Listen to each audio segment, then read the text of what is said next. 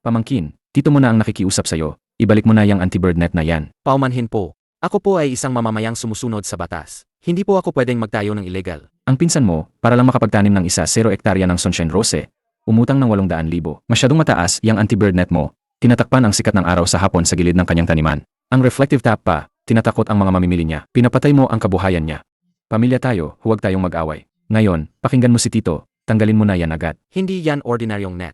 Iyan ay espesyal na high-through reflective anti-bird net. Sadyang ginawa ko yan bilang aerial ecological isolation zone.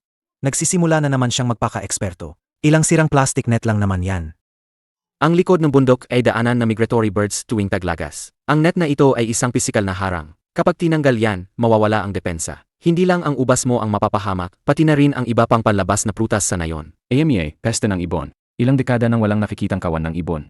Huwag kang manako. Pula lahat, sino ang nakakaalam kung ano yan? Ayaw mo lang sigurong kumita ang ubas ko. Wang He, hindi pwedeng galawin ang anti-bird net na yan. Gusto mong ayusin ang sikat ng araw? Matutulungan kita na muling idisenyo ang reflective film sa ilalim. Plano? Ayoko ng plano. Gusto ko lang tanggalin ang net. Gusto ng pinsan mo na yumaman, kaya naiinggit ka. Kailangan tanggalin ang net na yan ngayon. Tito, hindi talaga pwedeng galawin ang net na yan. Mga kababayan, kayo na ang humusga.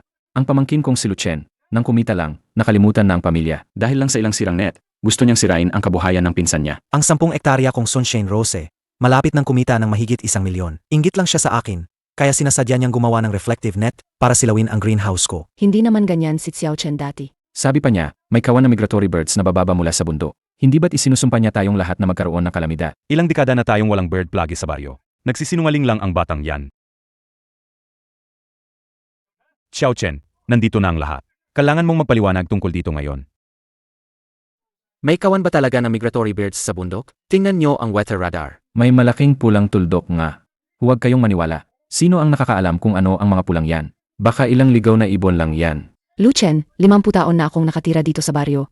Pero hindi pa ako nakakita ng ibong umubos ng prutas sa taniman. Huwag mo kaming takutin. Nga, Lucien. Ilang net lang yan. Hindi ko kayo tinatakot.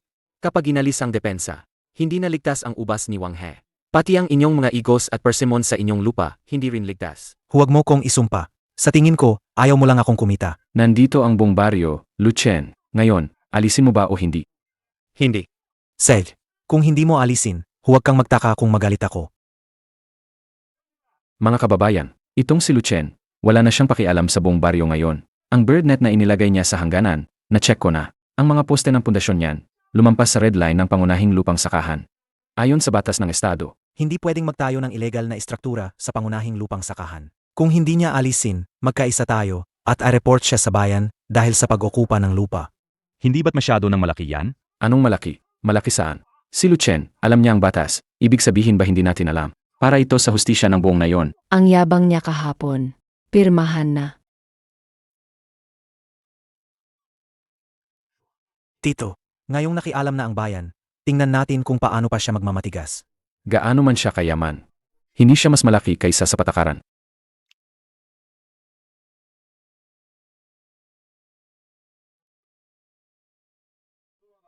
Boss Lou, lumabas na ang resulta ng pagsukat. Ang gilid ng pundasyon ng hanay ng lambat na ito ay may 12 sentimetro na lumagpas sa red line ng pangunahing lupang sakahan. At ang taas ay labag sa regulasyon. Narinig mo ba? Illegal. Ang red line ay ang limitasyon. Hindi maaaring labagin ang patakaran kahit 1 pulgada. Ito ang abiso para sa pagtanggal at pagwawasto sa loob ng takdang panahon. Sa loob ng 3 araw, kailangan mong tanggalin ang hanay ng lambat na ito. Ngayon, tingnan natin kung paano pa siya magyayabang. Sana nakinig na lang siya noon, di ba? Kailangan pa talagang umabot sa ganito. Lucien, tingnan natin kung paano ka pa magyayabang. Xiao Chen, matagal nang sinabi ni Tito na huwag nang mag-away. Ayaw mo lang makinig. Ngayon, nandito na ang mga opisyal. Nakakahiya, di ba? Officially, pahiram ng panulat. Dahil lumagpas sa red line, dapat itong tanggalin dahil sa paglabag. Makikipagtulungan ako. Ikaw, ang bilis mo namang sumuko. Sana nakinig ka na lang noon. Di ba? Kailangan pa talagang umabot sa pagdating ng mga opisyal. Pwede kong tanggalin agad ang lambat, pero may kondisyon ako. Ano? Gusto mo pang makipagtawaran? Hindi ito tawaran. Ito ay tungkol sa pananagutan. Lucien, ano yan? Ang lambat ay ipinag-utos na tanggalin nina Wang Defa, Wang He, at Namga residente na pumirma sa petisyon. Kaya pirmahan ninyo ito para kumpirmahin. Kumpirmahin ang ano? Mula sa araw ng pagtanggal, anumang pinsala sa mga pananim sa hardin na dulot ng pagbaba ng mga ligaw na ibon dahil sa kawalan ng pangharang sa itaas, ay ganap na pananagutan ni Wang Defa, Wang He, at ng mga residente. Na pumirma sa petisyon at walang kinalaman sa akin, si Lu Chen. Lu Chen, hindi naman siguro kailangan yan? Hindi kayo naniniwala na may migratory birds. Kaya wala kayong mawawala kung pipirma kayo dito. Sino ang tinatakot mo? Hindi ito pananakot. Ito ay paglilinaw ng mga kahihinatnan ng maaga. Pirma kung pirma. Huwag mo kaming takutin ng ilang pipitsuging maya. Tandaan ninyo, ito ang pinili ninyo. Mga kababayan, huwag kayong matakot. Nagpapalusot lang siya. Ang dami nating tao sa baryo, matatakot ba tayo sa ilang ibon? Kahit pa dumating ang isang kawan ng maya, hindi ba natin sila kayang haapin? Pirmahan na lang. Wala namang peste ng ibon sa baryo natin. Si Lu Chen kasi, masyadong seryoso. Dahil lang sa ilang sirang lambat, nagkakagulo na. Ang pangit tingnan. Nakita mo ba? Ang kagustuhan ng buong baryo. Nakita ko. At tandaan ko.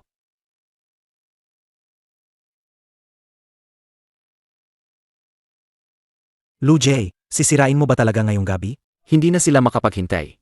Kung gayon, pagbigyan natin sila. Bukas, paglabas ng araw, ang 10 ektarya kong ubas sa labas, magiging pera na. Ano pa bang science ang sasabihin kay Lu Chen? Pagdating ng dokumento mula sa gobyerno, hindi ba kailangan pa rin niyang tanggalin yan? Lu Jay, wala na ang air barrier. Bukas na ang pinto.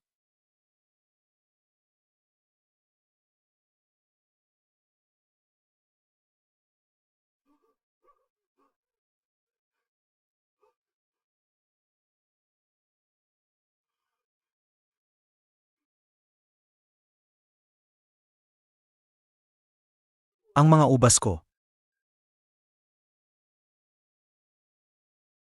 Hazy. Tapos na. Hindi lang ikaw. Ang mga igos ni Mang Liu sa silangan ng baryo, ang mga matatamis na persimon ni Aling Liu, lahat kinain ng mga pesteng ibon na yan. Si Lu Chen. Si Lu Chen ang may gawa nito. Alam na niya na may peste ng ibon. Sinasadya niya akong sirain. Tama. Ang white strawberry niya sa greenhouse, sigurado akong ayos lang. Hanapin natin siya. Ipapabayad natin sa kanya ang mga white strawberry para sa ating mga lugi. Lu Chen, lumabas ka rito. Ibalik mo ang 800,000 ko. Ibalik mo ang mga ubas ko. Walang hastisya. Pinabayaan niyo kami. Ang ani ng lahat ay sinira ng mga ibon.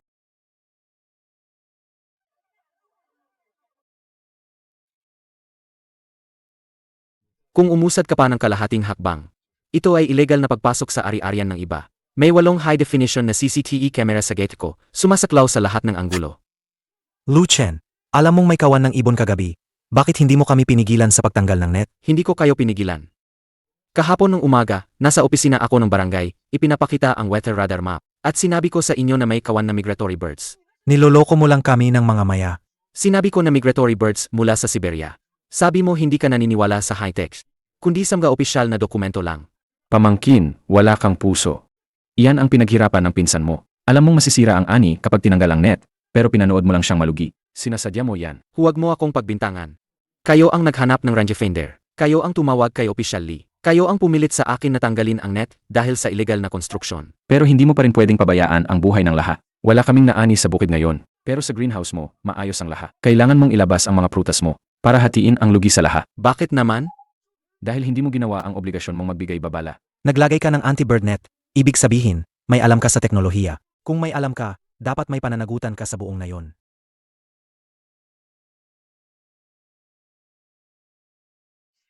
Pirmahan na kung pirmahan. Huwag mo kaming takutin sa ilang pipitsuging maya. Kung dumating man ang mga ibon, palalayasin lang namin sila. Waiver of liability for removal of boundary barrier. Nakasulat ng malinaw, lahat ng pagkalugi sa ekonomiya dahil sa pagkawala ng barrier ay ganap na pananagutan ng lumagda. Wang He, nandoon pa rin ang fingerprint mo. Hindi ito balido. Ito ay bitag mo. Ito ay kopya lang. Ang original ay nakakandado sa aking safe, at may electronic feeling na rin ako sa itaas. Huwag kayong makinig sa kanya. Kahit gaano pa siya kadaldal, siya ay isang buhay na tao. Pinapanood tayong naghihirap ng hindi tumutulong. Ito ay immoralidad. Sirain ang greenhouse niya. Ibenta ang mga strawberry niya para sa pera.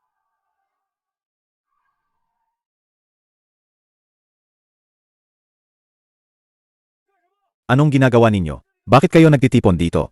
Ibaba ninyo ang mga pala ninyo.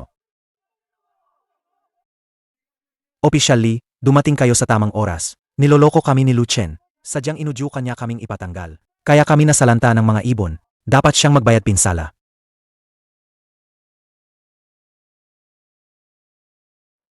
Wang Hai, talagang wala kang katuwiran. Ikaw ang nagpumilit kahapon na may 12 sentimetrong red line. Pinilit mong ipatanggal kay Boss Lu ang net. Paulit-ulit na nagbabala si Boss Lu noon na magkakaroon kayo ng bird disaster. Ang waiver na ito, saksi ako sa pagpirma ninyo. Pero, Walang pero. Kapag may natural disaster sa agrikultura, ang bayan ay magbibigay sa inyo ng kabayaran sa nasira ayon sa proseso. Pero kayo, nagtipon-tipon at nanggulo sa isang legal na negosyo ng sakahan. Sinusubukang agawin ang ari-arian ng iba. Ito ay panggugulo at paghahanap ng gulo. Sino ang nanguna sa kaguluhan? Sumama kayo sa akin. Hindi ko kasalanan. Sabi ni Wang Hai, magbabayad si Lucien, kaya ako sumama. Si Wang Defa ang nanguna.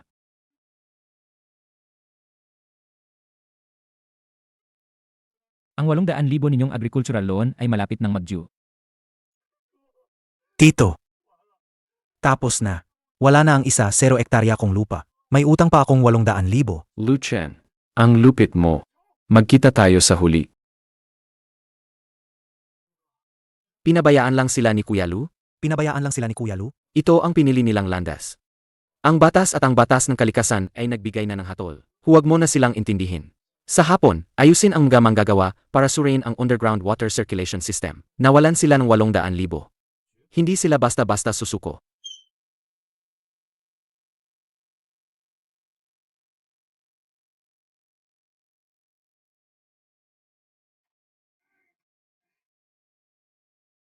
Wang Hai, ang high purity pampapula na galing sa black market. May halo itong kampalaki. Dalian mo, haluan ng tubig at ispray. Sa loob ng 3 araw, ang mga hilaw na prutas na ito ay mamumula. Kapag kinuha ng juice factory mula sa labas, makakabawi pa tayo ng ilang libong interes. Tito. Hindi ba't mahigpit na ipinagbabawal ang gamot na ito? Paano kung ma-detect ito? May iba ka pa bang pagpipilian? Maniningil na ang bangko bukas. Kung hindi mo gagamitin ito, ang mga bulok mong prutas ay hindi kakainin kahit ng baboy. Huwag nang magpatumpik-tumpik, ikabit ang tubo at magbomba ng tubig.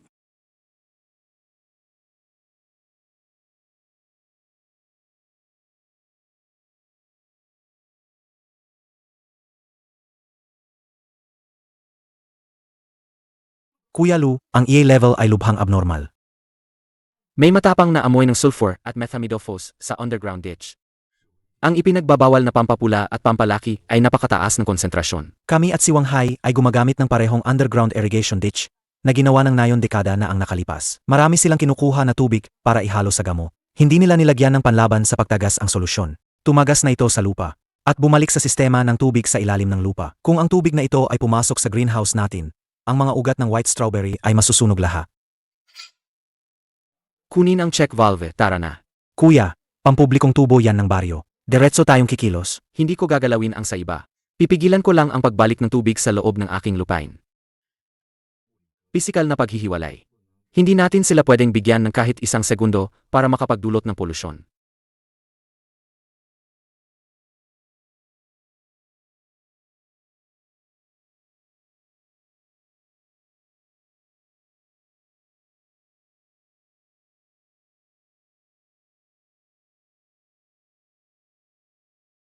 Bakit walang tubig? Lucien, anong ginagawa mo? Paano mo nagawang galawin ang tubig ko? Nakasara ang return valve. Gamitin mo ang iyong balon, gagamitin ko ang aking imbakan ng tubig. Pamangkin, masyado kang mapang-abuso. Ang kanal na ito ay pampubliko. Bakit mo sariling desisyon na lagyan ng gate at harangan ang daloy ng tubig? Hindi kayo gumamit ng anti-seepage membrane sa paghahalo ng gamot. Ang mataas na konsentrasyon ng ipinagbabawal na chemical ay direktang tumatagas sa underground water network. Kapag nangyari ang backflow, masisira ang aking organic farm. Ang pag-install ng check valve ay isang sumusunod sa agrikultura na pisikal na depensa. Nagsisinungaling ka. Ang ginagamit namin ay lehitimong foliar fertilizer. Sinasadya mo lang akong pagtawanan. Ginagawa mo ang lahat para hindi ako makabangon. Ito ba ay lehitimong pataba? Ang matapang na amoy na ito ay hindi mo maloloko. Lucien, huwag mo akong takutin sa polusyon.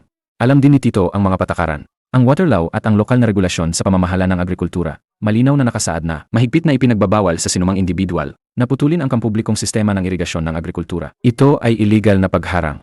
Narinig mo ba? Agad mong tanggalin ang gate. Kung maantala ang pag-spray ko. Para mabawi ang mga nawala, babayaran mo ako ng buo, kasama ang interes. Sige, tawagan mo. Tawagan mo ang Water Affairs Station ng bayan at paalalahanan mo sila na magdala ng high-precision water quality analyzer at pesticide residue testing kit. Hayaan ang mga opisyal na matukoy. Sino ang lumalabag sa water network na ito?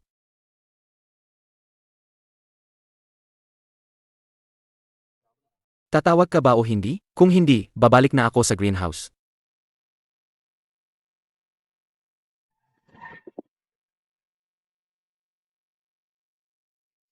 Hip Chen, kailangan mong magbigay ng hustisya. Ito ay isang kritikal na panahon para sa paglaban sa tagtuyot at pagpapanatili ng ani. Si Lu Chen ay naglagay ng gete ng walang pahintulo at pinutol ang daan-daang taong gulang na underground canal. Hindi lang nito pinutol ang kabuhayan ng aking pamangkin, kundi isa rin itong tahasang paglabag sa water law.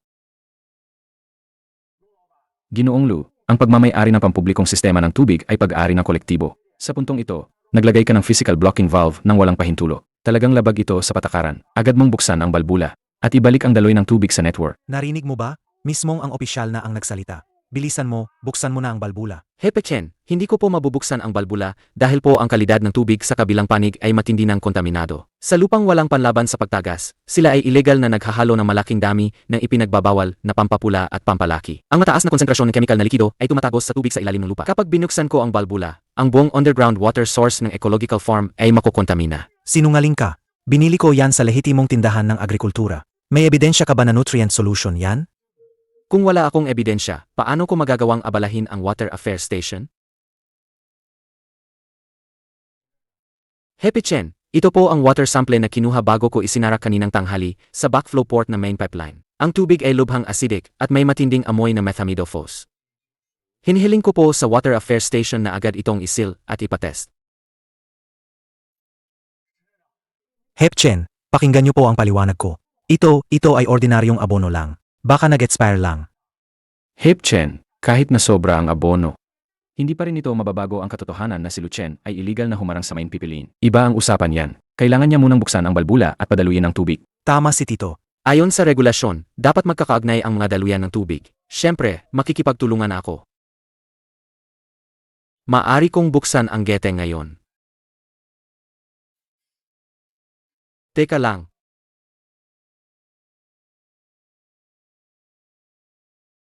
Hepe Chen, ayon sa Water Pollution Prevention and Control Law, kung sino ang nagdumi, siya ang maglilinis. Dahil kailangan magkakaagnay ang mga daluyan ng tubig, itong kasunduan sa pagkakaagnay ng daluyan ng tubig at pagpapawalang sala, pati na rin ang kasunduan sa pagpapanumbalik ng ekolohiya, pakisaksihan po, Hepe Chen. Mula sa araw ng pagbukas ng gate, dahil sa pagtagas at pagbaha ng tubig mula sa kabilang lote, na nagdulot ng labis na heavy metals o pestisidyo sa lupa at tubig sa ilalim ng lupa ng Lu Chen Farm, lahat ng gastos sa pagpapanumbalik ng ekolohiya, pagkalugi sa ekonomiya, at multa ng administrasyon, ay sasagutin ng Bonina Wang Defa at Wang He, na humiling ng pagbukas ng gate. Walang kinalaman si Lu Chen dito. Alam niyang ilegal ang gamot. Kapag nakumpirma ang pagkalat ng polusyon, ang gastos sa pagpapanumbalik ng ekolohiya ay hindi nila kayang bayaran. Bakit ayaw mong pumirma? Nagmamadali kang pabilisin ang paghinog ng bulok na prutas para ibenta, pero ayaw mong panagutan ang pagdumi sa kapaligiran. Wala namang ganyang murang negosyo. Wang Hai, kung pipirma ka, agad na dadaloy ang tubig. Pero itong sample ng tubig, dadalhin ko na ngayon para masuri. Kung mapatunayan na ikaw ay gumagamit ng maraming ipinagbabawal na pestisidyo na may mataas na lason, ang mga kinaukulang departamento ay darating para selyuhan ang lupa mo.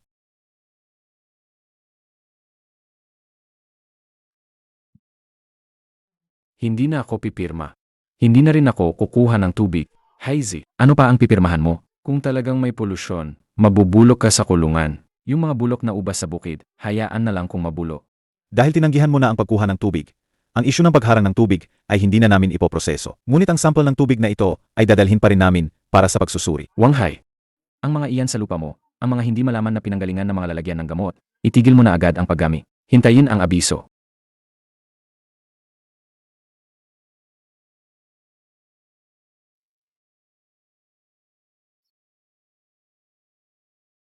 Bumalik at suriin ang lahat. Ang sarili netting drip irrigation system. Ihanda ang nutrient solution para mamaya. Opo.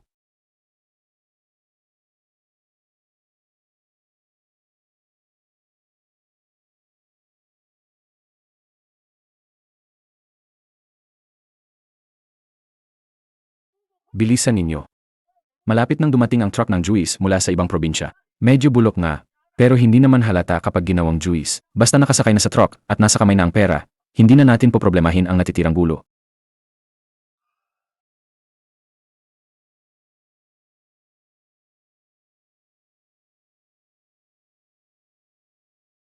Ikaw ba si Wang Hai, ang nangangasiwa sa lupang ito?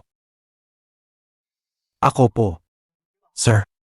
Ito po ay mga bulok na prutas lang. Pang-feed sana, too. Salamat sa pagod nyo. Sarili namin tong itinanim. Walang problema to, sigurado. Kung may problema man o wala, hindi sa inyo nakadepende. Lumabas na ang report ng water sample kahapon. Hindi lang naglalaman ang tubig ng mataas na konsentrasyon ng pampalaki na ipinagbabawal ng estado. May nakita rin kaming residu ng pesticide na sobrang lason. Lampas sa limit ng 100 beses. May natanggap kaming report na may pangalan. Hindi ka lang gumamit ng ipinagbabawal na kemikal. Sinubukan mo pang ipagpalit ang kontaminadong ani ibenta sa juice factory sa ibang lugar para makapasok sa food market. Ito ay seryosong paglabag sa food safety. Isang krimen.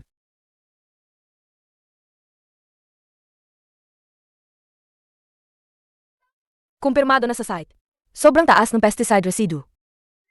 Isil agad ang lahat ng prutas na naani dito. I-contact ang kaukulang ahensya para sa kontaminadong lupa na tugawin ang assessment. Opisyal, mali ako. Gusto ko lang mabawi ang nawala. Hindi ko naman sinasadyang makasakit. Yun na ang lahat ng ari-arian ko. Hindi pinapakinggan ng batas ang dahilan mo. Ayon sa Agricultural Product Quality and Safety Law, ang lahat ng illegal na produkto dapat sirain agad sa lugar at magbabayad ng multa na 5 beses sa halaga ng bilihin. Kasabay nito, ang lupang ito ay sa pilitang ipapatigil ang produksyon at ayusin hanggang sa maabot ang pamantayan ng pagpapagaling ng lupa. Ang 800,000 na utang. Ang huling pag-asa ay nawala dahil sa mahigpit na pagsunod sa regulasyon. Ikaw, Luchen. Ikaw ang nagsumbong. Magkakamag-anak kayo.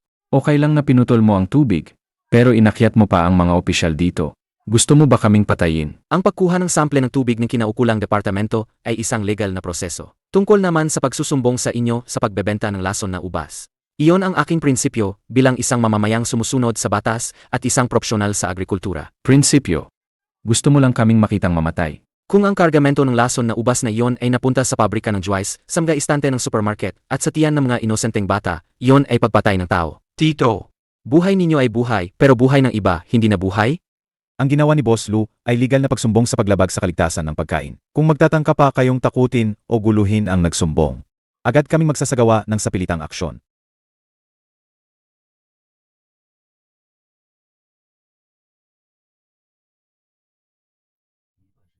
Kalahati ay langit. Kalahati ay impyerno. Lahat ay bunga ng sariling gawa. Hay, huwag ka nang uminom. Tito. Si Luchen na yan. Bakit siya lang ang nasa greenhouse, kumikita ng malaki ng komportable, habang ako, naghihintay na lang mamatay dito? Bakit? Dahil hawak niya ang teknolohiya.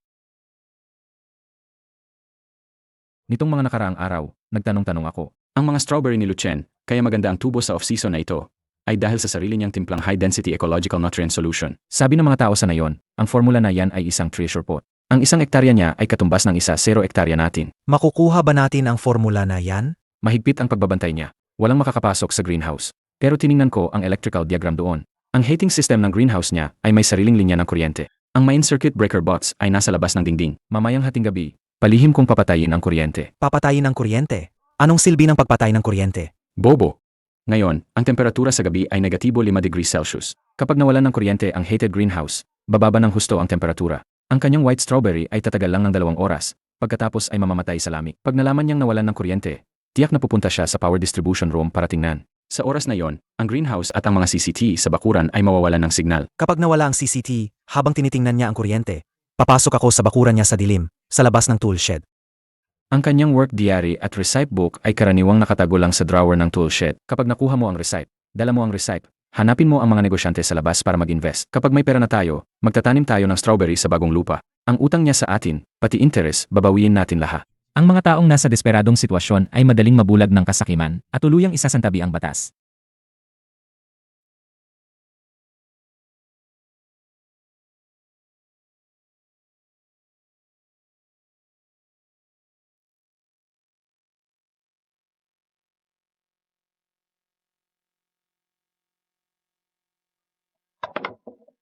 Nahanap ko. Sa bagay na ito, makakabangon din ako.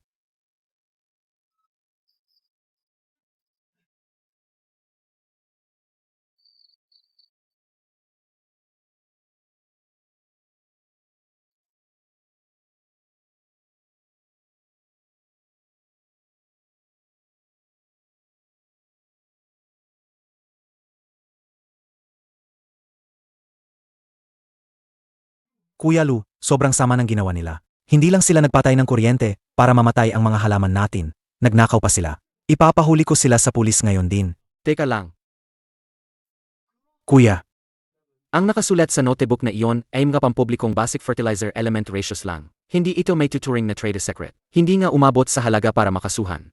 Kahit dumating ang pulis, pagsasabihan lang sila at pakakawalan. Hayaan mo silang kunin yan. Pero, paano kung matagumpay silang magtanim gamit yun? Matagumpay? Ang tunay na Cortex ay hindi nakasulat sa papel. Ilang numero lang yun. Sa recipe na yun, ang mataas na konsentrasyon ng nutrients ay kailangang isync sa precision drip irrigation at soil EA balancing. Hindi nila yan kayang gawin. Kung si Wang He na puro quick profit lang ang habol, isang amateur na hindi nga alam ang anti-CPG film, pagkuha niya sa recipe at direktang mag-flood irrigation, siya mismo ang magwawakas sa lahat ng pag-asa niya.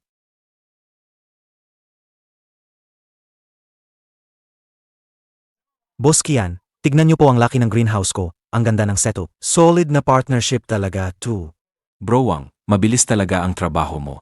Pero paalala ko lang sa'yo, ang 5 million na investment ko ay para sa exclusive high-density na econutrient recipe mo. Boss Kian, huwag kayong mag-alala. Ang pamangkin ko dati ay technical consultant pa sa malaking agricultural institute. Ang recipe na yan ay exclusive talaga. Boss Kian, binasa ko na ang contract. Gagamitin ko ang recipe ko bilang equity, 30%. Kayo po ang magbibigay ng 70% ng puhunan. Delivery sa loob ng 3 buwan. Ginagarantiya ko ang kalidad ng white strawberry. Ang tamis ay abot sa pinakamataas na pamantayan sa merkado. Kung hindi umabot, ako, si Wang Hai, ay magbabayad ng double sa inyong penalty sa paglabag sa kontrata. Basta itong batch ng white strawberry ay may labas bago magbagong taon. Ako na ang bahala sa bentahan. Ayusin ko na ang finance department para ipadala sa'yo ang balanse ng pataba. Tito, hahaha. Nagtagumpay tayo. Malapit na tayong maging milyonaryo. Si Lucien na yan, ang tanga. Hawak-hawak ang formula, pero nagtitipid sa maliit na baryo. Direkta nating ginamit yan para sa 5 milyong proyekto. Bilisan mo. Ayon sa formula sa notebook, bumili ka ng urea, potassium dihydrogen phosphate at trace elements. Ngayon din, lalagyan natin ng maraming pataba ang mga punla para mabilis silang lumaki.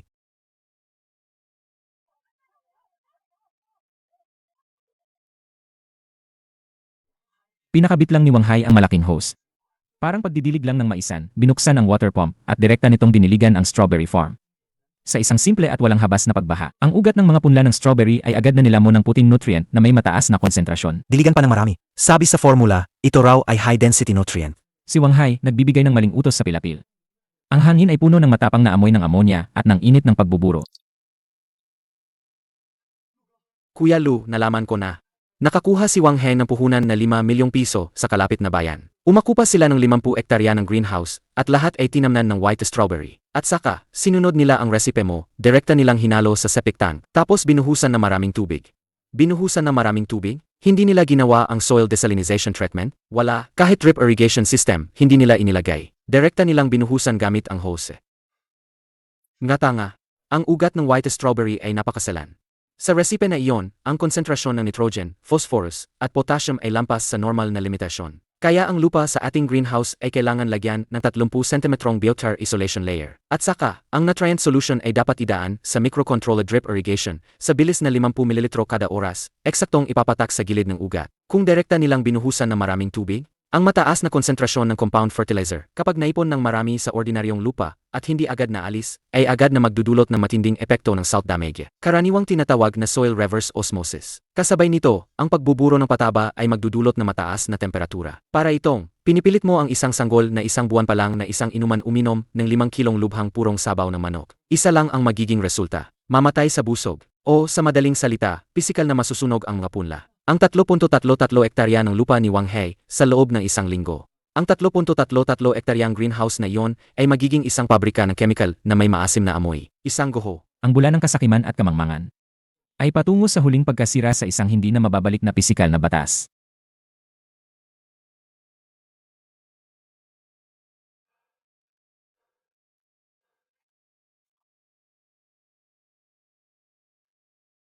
Tito, tingnan mo ang paglaki nito. 3 araw pa lang, ang laki na ng mga dahon. Ang formula ni Lucien ay talagang mahiwaga. High-tech ay high-tech talaga. Sa bilis na ito, hindi lang tayo makakapag-deliver bago magbagong taon. Double pa ang ani. Boss? Boss, may mali sa lupa. Anong mali? Ito ay sobrang nutrisyon. Ang puting hamog ay nangangahulugang mayaman ang lupa sa pataba. Hindi, boss.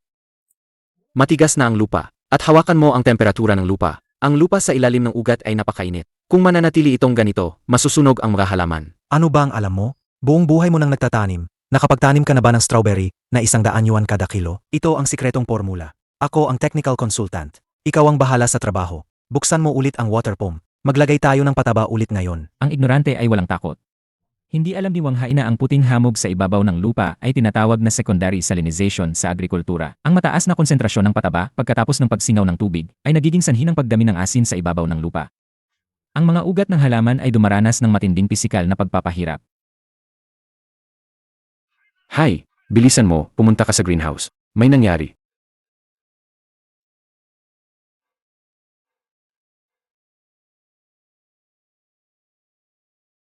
Ano ang nangyari dito? Nabulok ang mga ugat. Lahat ng ugat ay nabulo. Hay, 50 mo yan. Lahat ay bumagsak sa isang gabi. Impossible. Sinunod ko ang formula. Walang 1 gramo ang mali. Tubig. Tiyak na kulang sa tubig. Bilisan mo, buksan ang gate at diligan para humina ang epekto. Hay, huwag mo nang buksan. Baha na sa ilalim.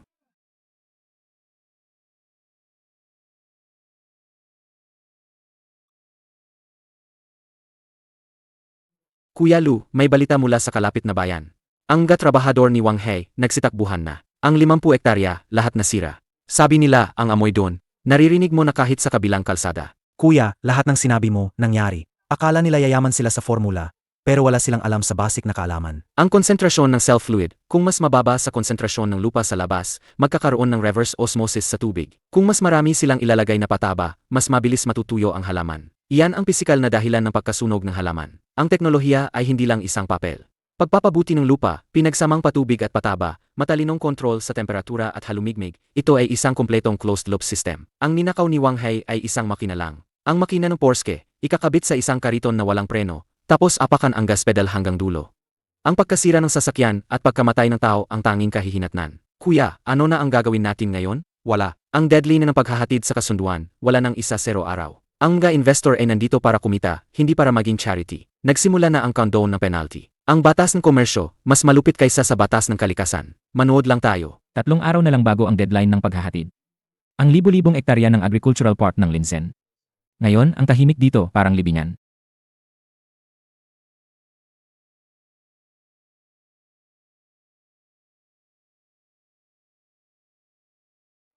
Wang Hai, 3 araw na lang ang deadline mo sa pag-deliver. Ang aking mga channel sa pagbebenta at mga sasakyang pang cold chain transport, lahat ay handa na. Ngayon, susuriin ko muna ang paglaki ng ating dekalidad na white strawberry.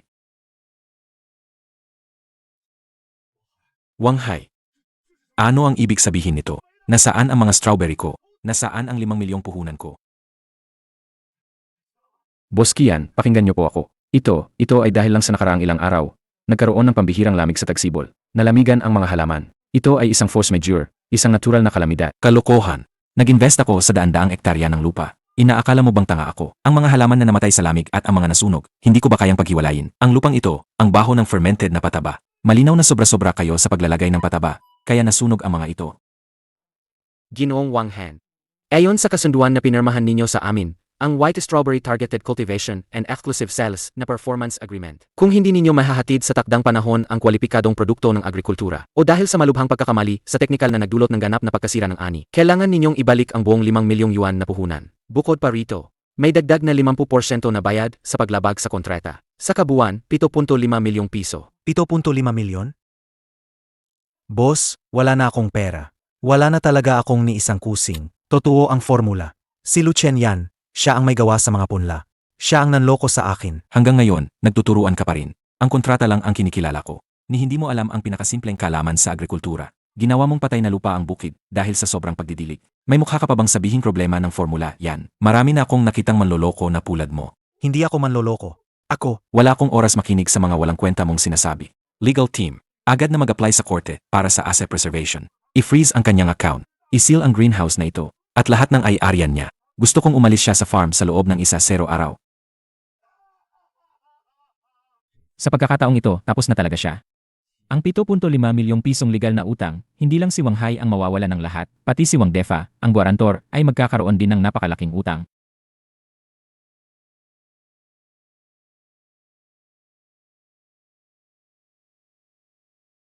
Dahan-dahan lang. Ang halaga ng isang kahon nito ay 1,200. Siguraduhin ang 4 degrees Celsius na temperatura sa buong proseso. Parehong nagtatanim, parehong formula, pero siya ay nalugi ng husto.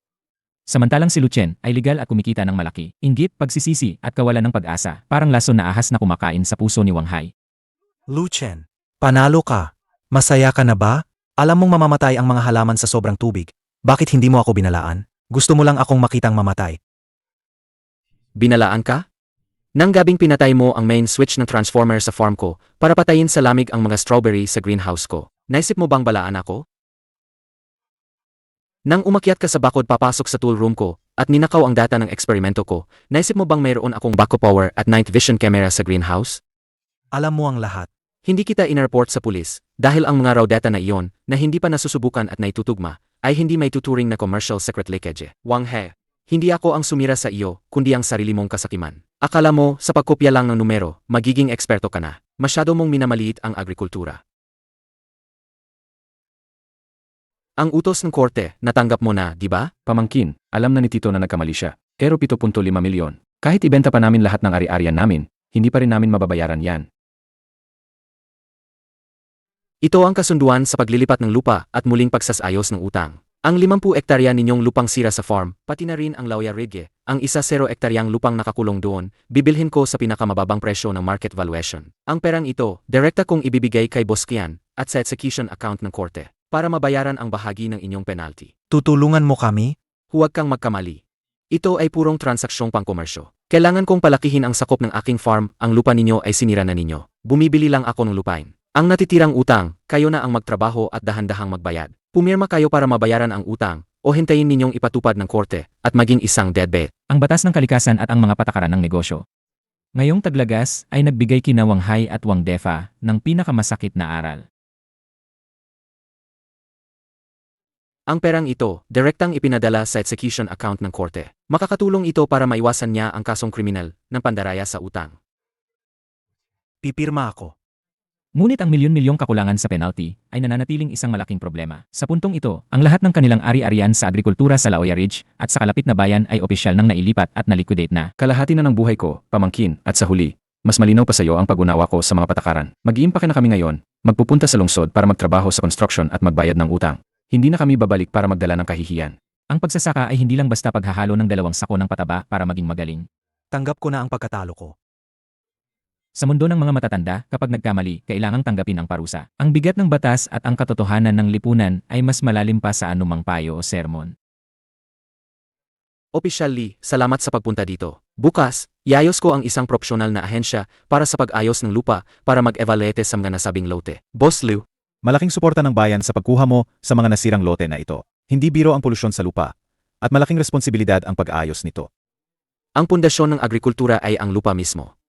Kung masira ang patakaran, pwedeng itayo ulit. Pero kung masira ang lupa, kailangang gamitin ang siyensya para unti-unting ibalik ang buhay nito. Kuya Lu, lumabas na ang ulat sa pagsusuri ng lupa mula sa mga kaukulang ahensya. Ang antas ng pesticide residue sa lupang ito sa pamamagitan ng teknolohiya ng biochar adsorption, na-degrade na ito sa ligtas na antas. Ang 50 munang greenhouse sa kalapit bayan na may secondary salinization ng lupa ay natapos na rin ang desalinization at paglilinis ng bukid. Sagip.